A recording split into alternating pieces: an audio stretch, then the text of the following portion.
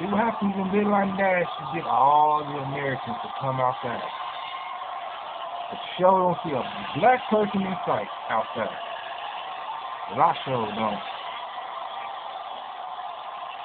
And as you can hear there, the crowd is almost deafening, and some of them are chanting USA.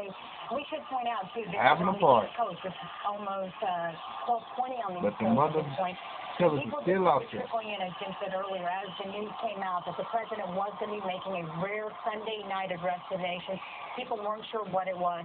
Once it started coming out that it was going to be concerning national security, you saw a few people curious coming up to the gates there at the White House. Then there was a few dozen, and as you can see now, the crowds have multiplied into hundreds, possibly thousands gathered outside the White House, cheering and chanting as Americans celebrate the fact that Osama bin Laden is dead. And we understand that some of these scenes are being played out in other cities and in some night spots across the country as people celebrate the death of Osama bin Laden.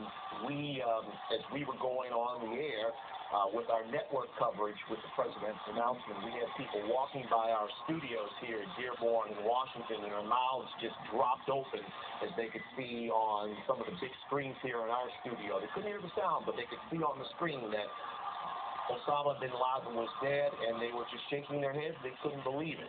Disbelief outside of our studios, a wild celebration, raucous celebration outside of the White House in Washington, D.C. at this moment. And it's certainly a day that Americans will not forget where they were the moment they heard that Osama bin Laden has been dead.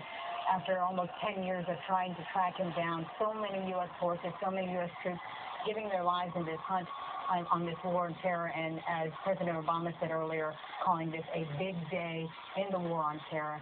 And he talked